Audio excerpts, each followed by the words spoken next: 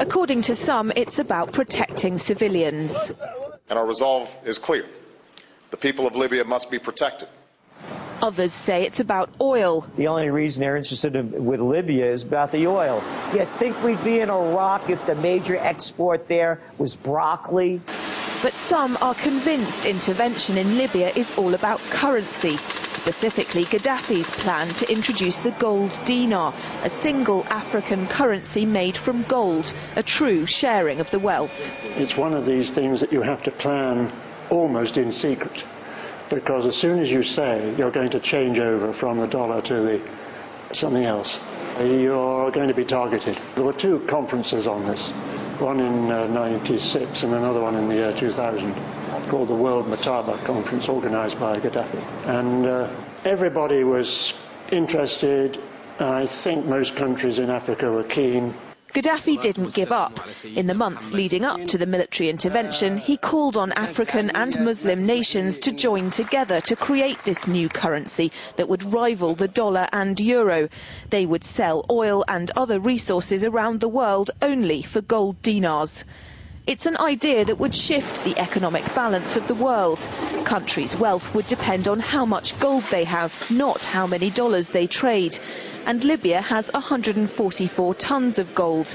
The UK has double that, but 10 times the population. If Gaddafi had an intent to try to reprice his oil or whatever else the country was selling in the global markets and accept something else as a currency, or maybe launch a gold dinar currency, any move such as that would certainly not be welcomed by the power elite today who are responsible for controlling the world's central banks. So yes, that would certainly be something that would cause his immediate dismissal and the need for other reasons to be brought forth for removing him from power. It's happened before. In 2000, Saddam Hussein announced Iraqi oil would be traded in euros, not dollars. Sanctions and an invasion followed. Some say because the Americans were desperate to prevent OPEC from transferring oil trading in all its member countries to the euro. A gold dinar would have had serious consequences for the world financial system, but may also have empowered the people of Africa, something black activists say the US wants to avoid at all costs.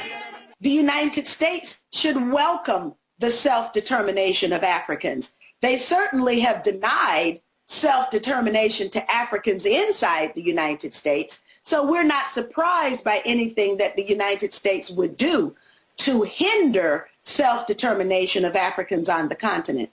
The UK's gold is kept here in a secure vault somewhere in the depths of the Bank of England. As in most developed countries, there's not enough to go around. But that's not the case in places like Libya and many of the Gulf states.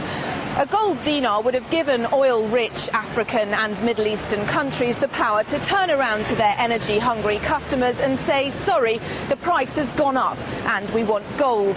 Some say the US and its NATO allies literally couldn't afford to let that happen.